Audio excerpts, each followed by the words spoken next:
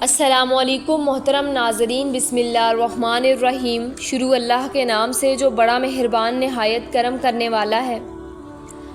آج ہم سنیں گے چاند کے 2 ٹکڑے ہونے کا حضور نبی کریم صلی اللہ علیہ وآلہ وسلم کا معجزہ۔ ویڈیو کو سٹارٹ کرنے سے پہلے آپ سے گزارش ہے کہ ہمارے چینل کو سبسکرائب کر دیجیے اور ویڈیو کو مکمل دیکھیے۔ دوستو، قریش کے 2 مختلف خاندانوں کی تقدیر بدل رہی تھی۔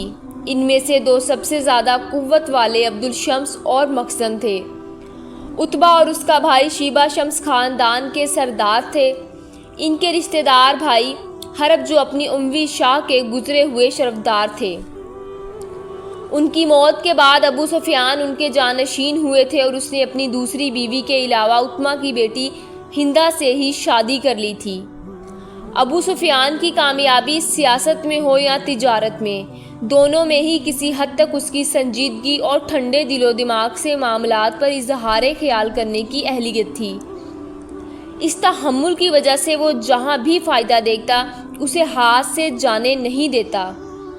ابو سفیان کا ٹھنڈا دماغ اور سہولت پسند رویہ ہندہ کو بہت زیادہ غصہ دلاتا تھا، کیونکہ وہ تیز مزاج اور جذباتی تھی۔ لیکن ابو سفیان جب بھی فیصلے پر ڈٹ جاتے تو پھر شاید ہی ہندہ کو یہ موقع دیتے کہ وہ اس فیصلے کو بدل سکے۔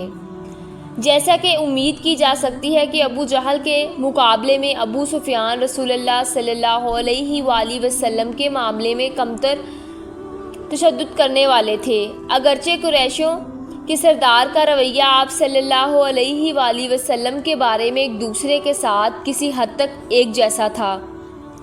سب نے اپنی زندگی کو کسی حد تک کامیابی سے سنوارنا تھا۔ ان میں سے جو جوان تھے وہ مستقبل میں اپنے لیے ایک نیا جہان دیکھ رہے تھے۔ اس بات پر سب کو اتفاق تھا کہ انہوں نے جو کچھ حاصل کیا ہے اسے پورے عرب میں ایک عظیم و عالی شان کامیابی کے طور پر تسلیم کیا جائے گا۔ ایسی شخصیت کی عظمت میں کوئی کلام نہیں تھا جس کی مانگ میں ایک لیف اور تحفظ دینے والے کے طور پر کی جائے۔ اس حوالے سے وہ اپنی بیویوں، رشتہ داروں اور اپنی بیٹیوں کی شادی کا تانا بانا پکا کر کے اپنی طاقت میں اضافہ کرتے تھے۔ اسی مقام کو پانے کے لیے دولت ایک اہم ذریعہ تھی اور ان کا اظہار شان و شوکت تھا۔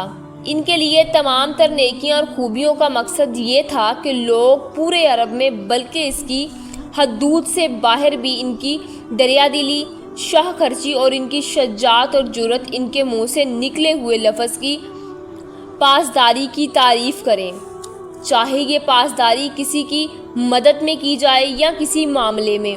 ان کے دل کھول کر تعریف کی جائے، ان کی صفات اور نیکیوں کی تعریف ان کی زندگی اور موت کے بعد بھی کی جائے۔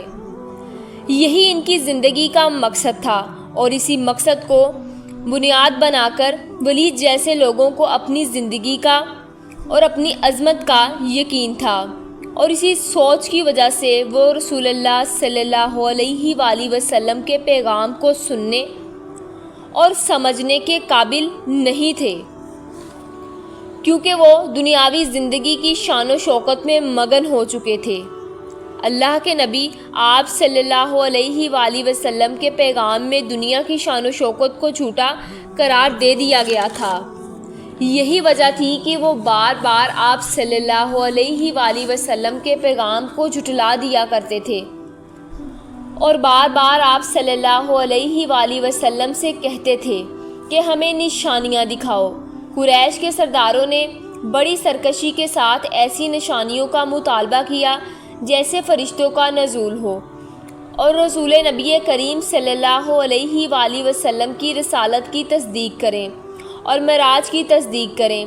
ایک موقع پر جب 14ویں کا پورا چاند افق سے ابھر کر اپنی پوری آب و تاب سے روشن تھا اور پہاڑ ہیرا کے اوپر آسمان پر نظر آ رہا تھا، تو قریش کی ایک جماعت آپ صلی اللہ علیہ وآلہ وسلم کے حضور آئی اور مطالبہ کیا کہ اگر وہ واقعی اللہ تعالیٰ کے پیغمبر ہیں تو اس چاند کو 2 حصوں میں شق کر دیں۔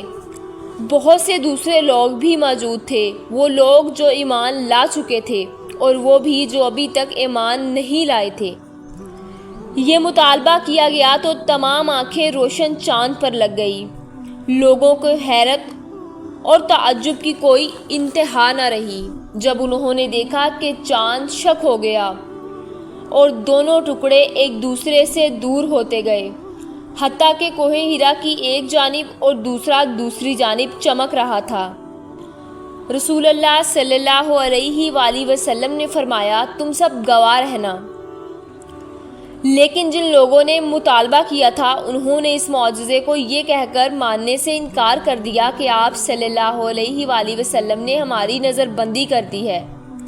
لیکن اس کے مقابلے میں مومنین نے خوشی منائی۔ کچھ لوگوں نے اس وقت اسلام بھی قبول کر لیا اور باقی کئی لوگ اسلام قبول کرنے کے قریب پہنچ چکے تھے۔ امید کرتے ہیں آپ کو ہماری آج کی ویڈیو اچھی لگی ہوگی۔ ایسی مزید ویڈیوز دیکھنے کے لیے ہمارے چینل کو سبسکرائب کریں، لائک اور کامنٹس کریں۔ ملتے ہیں نیکسٹ ویڈیو میں۔ اللہ حافظ۔